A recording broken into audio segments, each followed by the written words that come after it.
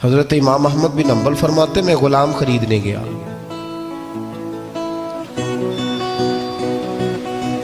اس نے میرے ساتھ شرط رکھی کہ حضور آپ مجھے خرید کے لے جا رہے ہیں، میری شرط یہ ہے کہ میں دن کو آپ کی ڈیوٹی کروں گا، رات کو نہیں کروں گا۔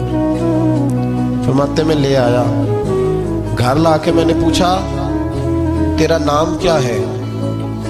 کہنے لگا حضور غلاموں کا نام نہیں ہوتا۔ کھائے گا کیا؟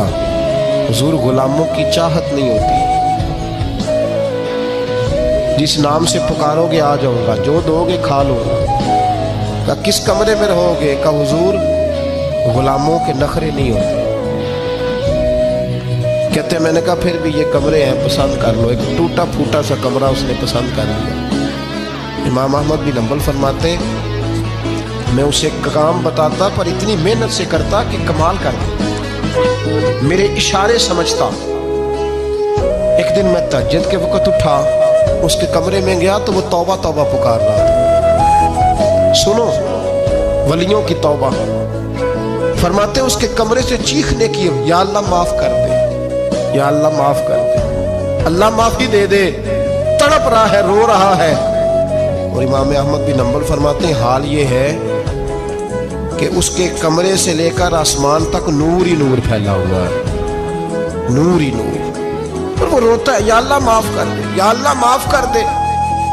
فرماتے میں سوچنے لگا معافی کس چیز کی مانگ رہا ہے؟ فرماتے وہ خود ہی بولا، اور معافی دیکھو بھائی، توبہ دیکھو اللہ والوں کی۔ کہنے لگا اے اللہ میں تیرا بندہ ہوں، تو نے زندگی دی، نعمت دی، آنکھیں دی، کان دیے، سانسیں چلائی، بغیر مانگے سارا کچھ دیا۔ چاہیے تو یہ تھا کہ میں دن رات تیری بارگاہ میں جھکا رہتا، پر مجھے معاف کر دے۔ میرے اوپر امام احمد بن حنبل کے بھی حقوق ہے، میرے مالک کا بھی حق ہے، اس لیے میں دن سارا عبادت نہیں کر سکتا، بس 5 نمازیں پڑھ سکتا ہوں، رات میں جاگتا رہتا ہوں تیرے حضور۔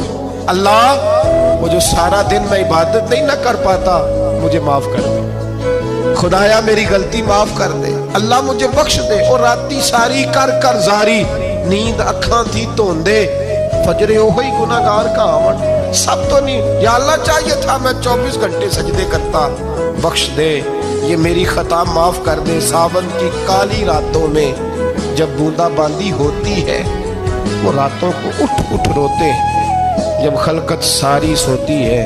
اور درویش کہنے لگے رات پوے تے بے دردانو، نیند پیاری آوے، درد مندانو یاد سجن دی، ستے امیان جگاوے۔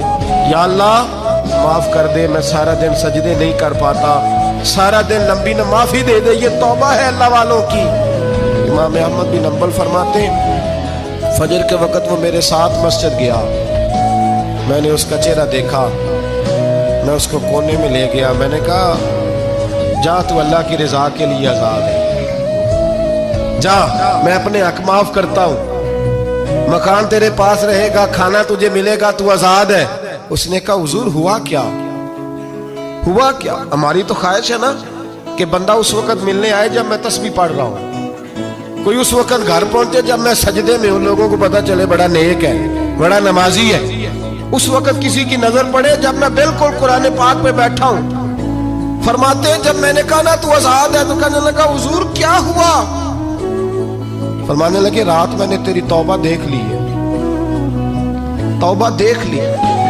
امام صاحب فرماتے وہ پھر تڑپ کے رویا، سجدے میں سر رکھا، تو نے یہ کیا عجب کیا، مجھ کو بھی فاش کر دیا، میں ہی تو ایک راز تھا سینہ کائنات میں، میں سراپا مخزن راز تھا، میں رہا تھا مدتوں راز میں، یہ تیرا شوق دید کشاں کشاں مجھے بھی کھینچ لایا مجاز میں۔ اے اللہ پردہ ہی کھول دیا ہے تو نے، یہ عبادتیں، یہ توبہ، یہ ریاضتیں، یہ تیرا میرا راز تھا، اللہ تو نے پردے ہی کھول دیے، مہربانی کر مجھے پردہ پوشی عطا فرما، اللہ معاف کر دے، مجھے پردہ پوشی عطا کر۔ حضرت امام احمد بن حنبل فرماتے ہیں سجدے میں اس نے بلند آواز سے اللہ اکبر کہا، پھر وہ گرا، اس کی روح پرواز کر گئی، پرواز کر گئی، چلا گیا، رخصت ہو گیا۔ یہ عاشق کا جنازہ ہے، ذرا دھوم سے نکلے، محبوب کی گلیوں سے ذرا گھوم کے نکلے۔